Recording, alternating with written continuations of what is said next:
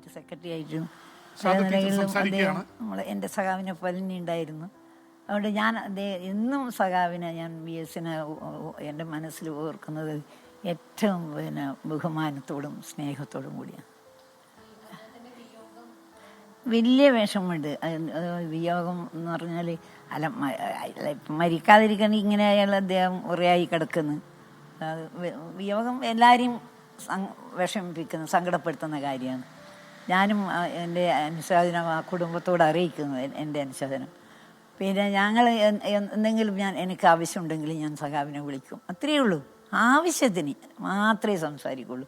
അങ്ങനെ വെറുതെ നമ്മൾ ഇങ്ങനെ സാധാരണക്കാരെപ്പോലെ പറയേണ്ട ഒരു സഖാവല്ല. ഇവിടെ നമ്മൾ നല്ല ഒരു കാര്യം എന്തെങ്കിലും പറയാനുണ്ടെങ്കിൽ സംസാരിക്കും മാത്രമേ.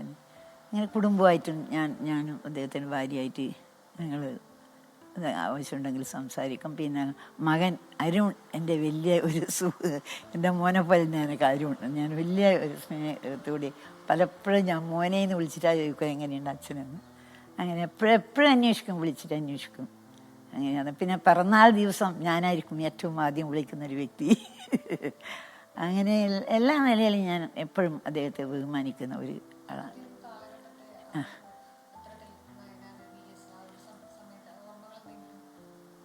അല്ല, ഇവരെല്ലാം പാർട്ടിയിൽ വളരെ കഷ്ടപ്പെട്ടിട്ട് വളരെ വിഷമിച്ച് ഇങ്ങനെ വന്നവരാണ്.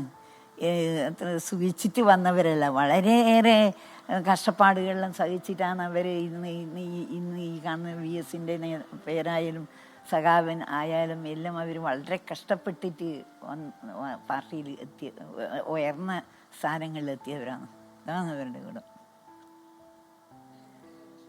വിയോഗത്തിൻ്റെ വിഷമം പക്ഷേ അയാൾ ഇങ്ങനെ ഇത്രയും കാലം കിടന്നില്ലേ, ഓർമ്മയില്ലാണ്ടല്ലേ കിടന്നത്.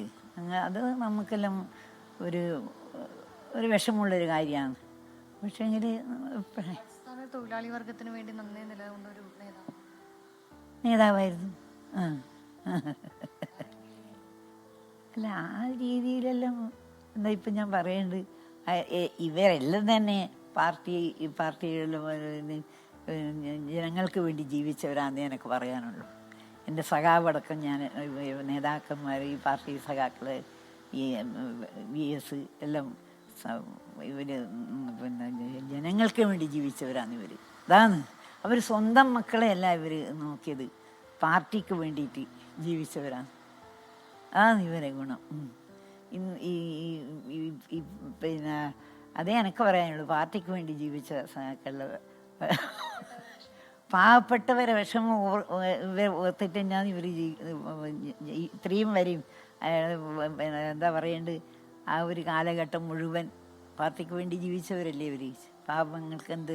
പാവങ്ങളെ നന്നാക്കിയെടുക്കാനും എല്ലാ വിഭാഗം ജനങ്ങളിലേക്കും ഇറങ്ങിച്ചെല്ലുന്നതും എല്ലാ വിഭാഗം ജനങ്ങൾക്കും പ്രാപ്യമാകുന്നതുമായ ഭരണമാണ് നല്ല ഭരണം.